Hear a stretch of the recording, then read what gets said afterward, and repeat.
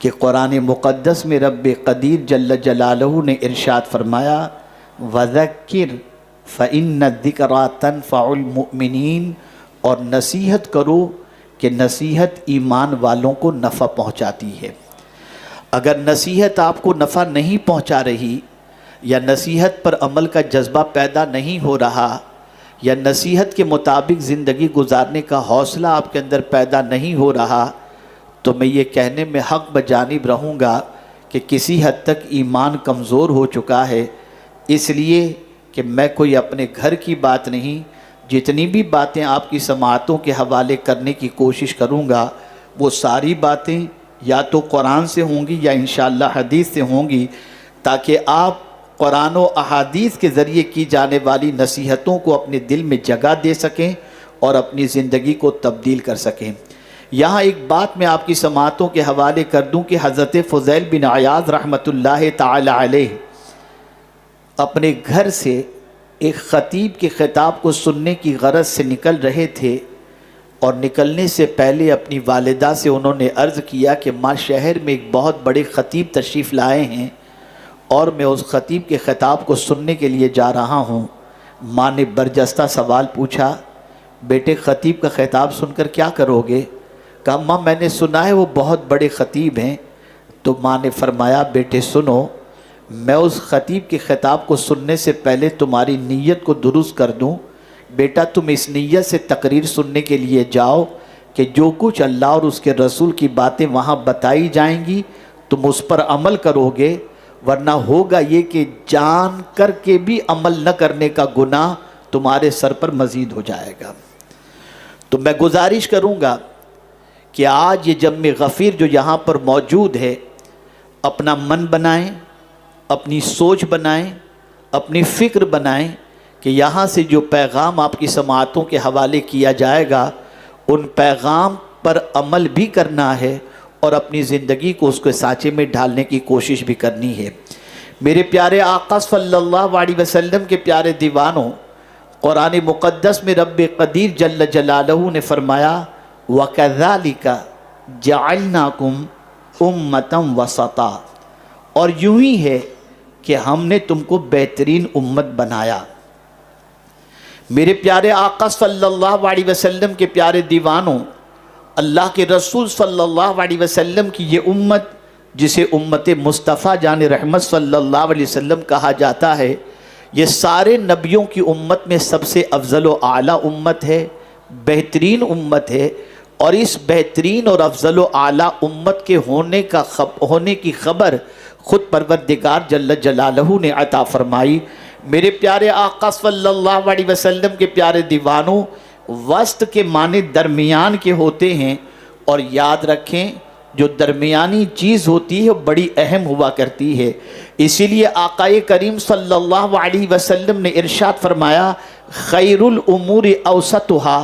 بہترین کام درمیانی کام ہوا کرتا ہے۔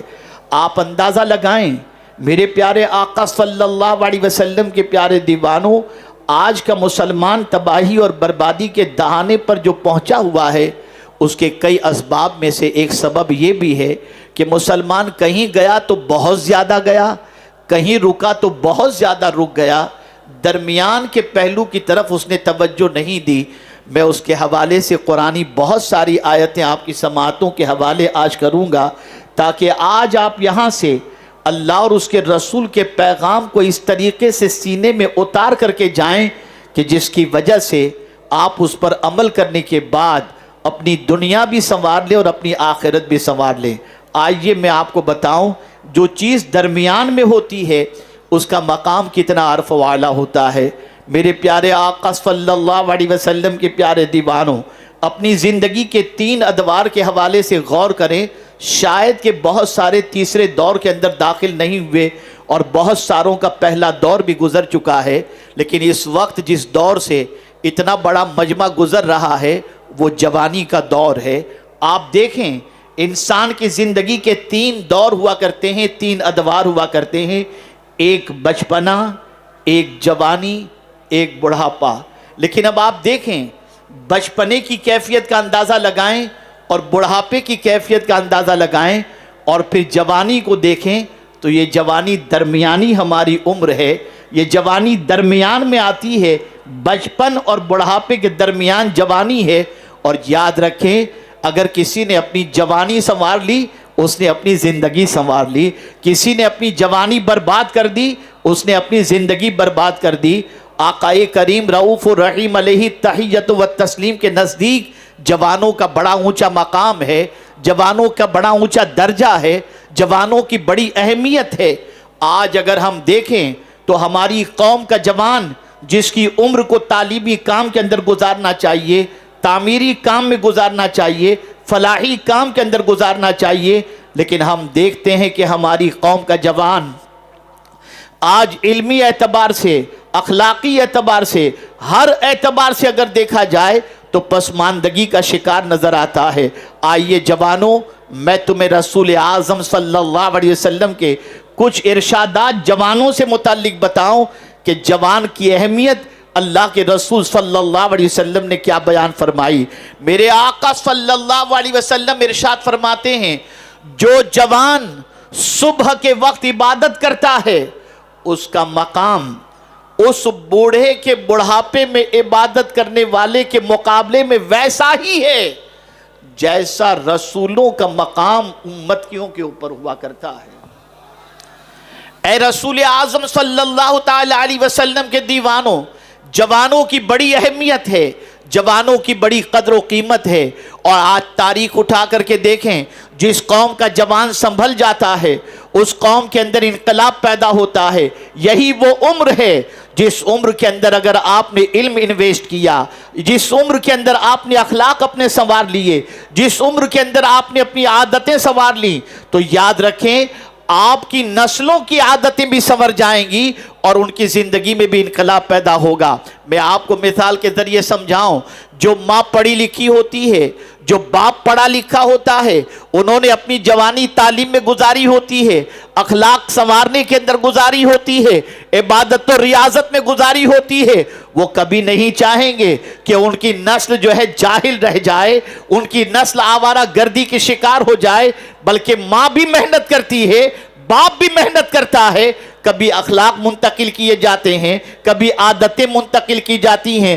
کبھی علم منتقل کیا جاتا ہے، نتیجتاً ایک اچھے معاشرے کی تشکیل ہوتی ہے۔ میں پوچھنا چاہتا ہوں، جو باپ خود گٹکھا کھا رہا ہو، جو باپ خود شراب پی رہا ہو، جو باپ خود جوانی کے عالم کے اندر ڈرگز استعمال کر رہا ہو، بھلا اس کی نسلوں سے آپ کیا امید رکھ سکتے ہیں؟ اس کی نسلوں کے سنورنے کے حوالے سے کیا توقع رکھ سکتے ہیں؟ ایک بیٹا اپنے باپ کو جب سگریٹ پیتے دیکھتا ہے تو ظاہر سی بات ہے کہ وہ بیٹا باپ کے نقش قدم پر چلنے کی کوشش کرے گا، وہ بیٹا باپ کی عادتوں کو اختیار کرے گا۔ اور آج کا ماحول تو اتنا بدترین ماحول ہو گیا کہ باپ اور بیٹے مل کر ساتھ میں سگریٹ بھی پیتے ہیں، ساتھ میں پکچر بھی دیکھتے ہیں اور ساتھ میں گٹکا اور تمباکو کھاتے ہوئے بھی نظر آتے ہیں۔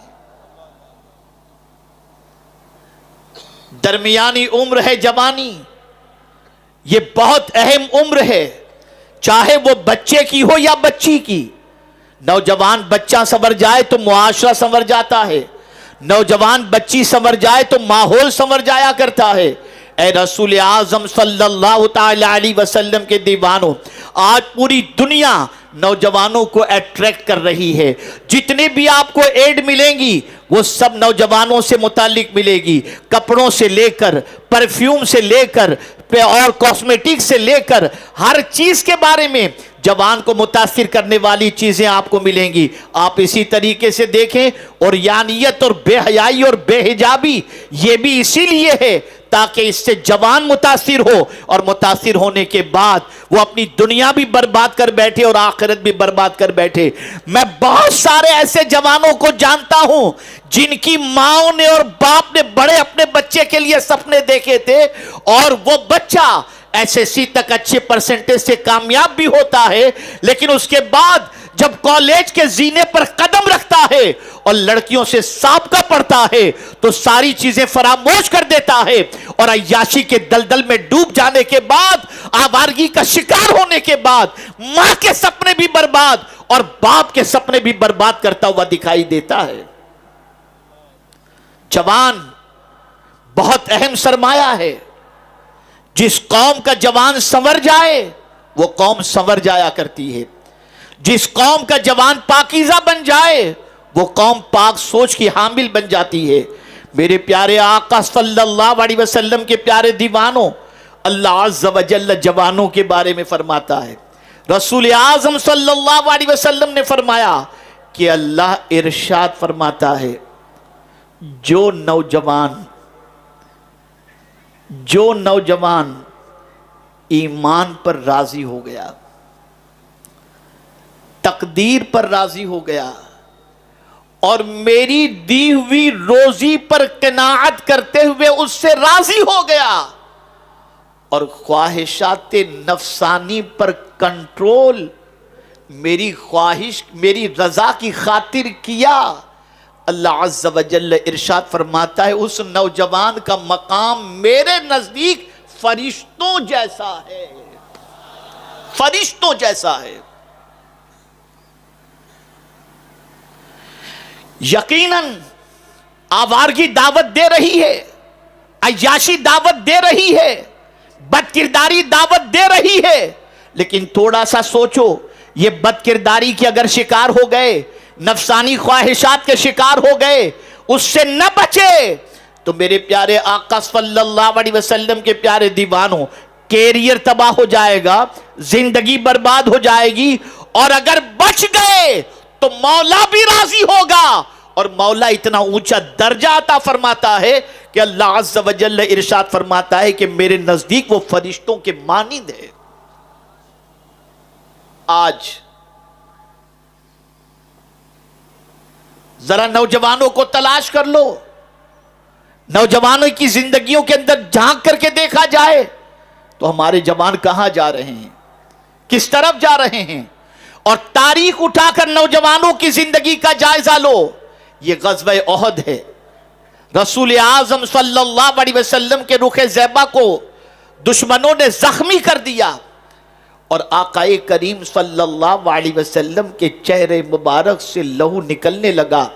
حضرت مالک بن سنان جو نوجوان صحابی تھے، انہوں نے سرکار صلی اللہ علیہ وسلم کے چہرے مبارک سے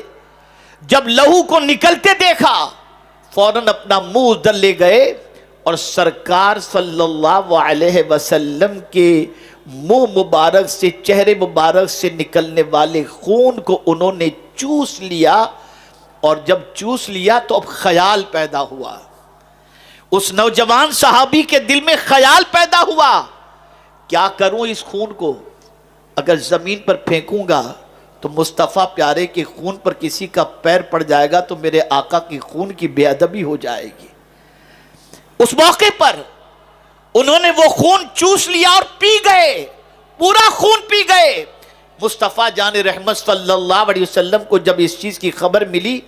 تو میرے آقا صلی اللہ علیہ وسلم نے اعلان فرمایا، جس کسی کے جسم میں میرا خون دیکھنا چاہتے ہو تم مالک بن سنان کو دیکھ لو. اللہ اکبر، اس کے خون سے میرا خون مل چکا ہے. اور اس کے بعد جب یہ ارشاد ان کے کانوں تک پہنچا تو حضرت مالک بن سنان رضی اللہ تعالیٰ عنہ مصطفیٰ پیارے کی محبت کے اندر، بالکل وارفتگی کے اندر، عقیدت کے اندر، محبت کے اندر اس طرح سے دشمنوں پر ٹوٹ پڑے کہ جام شہادت انہوں نے نوش فرما لیا. تاریخ اٹھا کر کے دیکھو نوجوانوں، تم اپنی زندگی کے بارے میں غور کرو، ذرا جوانوں کے بارے میں دیکھو کہ تاریخ میں کیسے کیسے نوجوان گزرے ہیں اور انہوں نے اپنی جوانی کو کس راستے پر ڈالا. اور ظاہر سی بات ہے، جب مائیں اپنے بچوں کو جوان صحابہ کی داستانیں سناتی اور جب باپ اپنے بچوں کے سامنے مصطفیٰ پیارے کی جوانی کا تذکرہ کرتے تو بچوں کے اندر ایسا جوان بننے کا جذبہ پیدا ہوتا. لیکن جب مائیں اپنے بچوں کو ہیرو کی داستان سنائے، باپ اپنے بچوں کے ساتھ بیٹھ کر کے پکچر دکھائے تو بچے ڈانسر تو پیدا ہو سکتے ہیں، بااخلاق تیار نہیں ہو سکتے.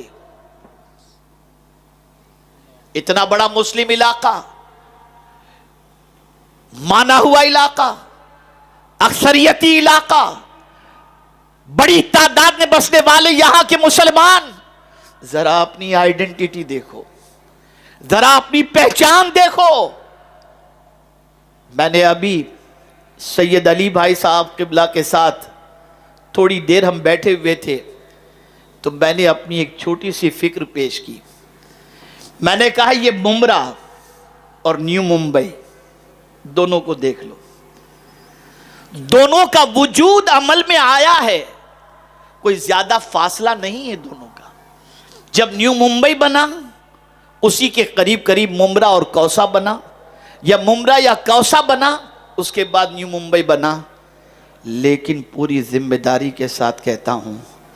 ذرا ممبرا بھی جا کر کے دیکھ لو, یعنی یہاں کا حال بھی دیکھ لو, راستے بھی دیکھ لو, بلڈنگیں بھی دیکھ لو, گلیاں بھی دیکھ لو, رہنے والوں کو بھی دیکھ لو, اور ذرا نیو ممبئی جا کر کے دیکھ لو. تو آپ کا ضمیر کہے گا جیسے نیو ممبئی پہنچتے ہیں تو ایسا لگتا ہے جیسے فورین میں آ گئے, اور یہاں کا مجھے کچھ کہنے کی ضرورت نہیں, یہاں کے بارے میں کچھ کہنے کی ضرورت نہیں. ایک اور میرا اپنا تجزیہ میں آپ کو بتاؤں, سب سے زیادہ ہوٹل اگر کسی علاقے میں نظر آئیں گی تو وہ مسلم علاقہ, اور صرف ہوٹل ہی نہیں, سب سے زیادہ کیمسٹ بھی آپ کو مسلم محلے میں نظر آئے گی, اور سب سے زیادہ ڈاکٹر بھی آپ کو, اور ڈسپنسری بھی اور کلینک بھی آپ کو مسلم محلے میں نظر آئے گی. ایک دور تھا ہمارے علاقوں کا کہ ہمارے علاقوں میں لائبریریاں نظر آتی تھی, ہمارے علاقوں میں کتاب پڑھنے والوں کا ذوق و شوق نظر آتا تھا, ہمارے علاقوں میں صفائی نظر آتی تھی, ہمارے علاقوں میں رہنے والوں کو جینے کا سلیقہ آ جاتا تھا. لیکن آج ہمارے علاقے اور ان علاقوں میں بسنے والے نوجوانوں کی پوزیشن العیاذ باللہ, ہمارے ہی محلے میں رہنے والا بچہ اگر اعلیٰ تعلیم حاصل کر لیتا ہے تو وہ ہمارے قریب بیٹھنا یا محلے میں رہنا پسند نہیں کرتا, وہ علاقہ چھوڑ کے بھاگ جاتا ہے کہ کہیں میری نسل تباہ نہ ہو جائے. اے رسول اعظم صلی اللہ علیہ وسلم کے دیوانوں, وہ کون سی برائیاں ہیں جن کو ہمارے محلوں میں داخل نہیں کی گئیں, اور وہ کون سی برائیاں ہیں جن کو داخل کی گئیں اور وہ برائیوں کو مسلمانوں نے قبول نہ کیا ہو. ہمیں کیا قبول کرنا چاہیے تھا؟ کبھی خیال ہے آپ کو؟ کبھی قرآن کی روشنی میں سمجھنے کی کوشش کی آپ نے؟ ہمیں کیا قبول کرنا چاہیے؟ تو ہمیں تو قرآن نے کہا ما آتاکم الرسول فخذوہ وما نہاکم عنہ فانتہوا, جو تم کو رسول دے اسے قبول کر لو, اور جس سے منع کرے اس سے رک جاؤ. حضور جس سے روکتے ہیں ہم وہ کرتے نظر آتے ہیں, اور جو کچھ حضور نے دیا اسے قبول کرنے کے لیے مسلمان تیار نہیں. اے رسول اعظم صلی اللہ علیہ وسلم کے دیوانوں, اب آپ میں سے کسی کے ذہن میں یہ بات آ سکتی ہے کہ میں نے جوانی برائیوں میں گزار دی, میں نے اس وقت توجہ نہیں دی, میں نے اپنی جوانی کو خراب کر دی, میں غلط راستے کا مسافر ہو گیا,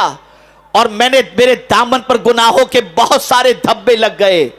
تو اب آئیے میں آپ کو بتاؤں, جوان ہو نا, جوان ہو اور ہو بھی گنہگار, جوان بھی ہو اور ہو بھی گنہگار, اور پھر بھی اگر تم چاہتے ہو کہ اللہ تم سے محبت کرے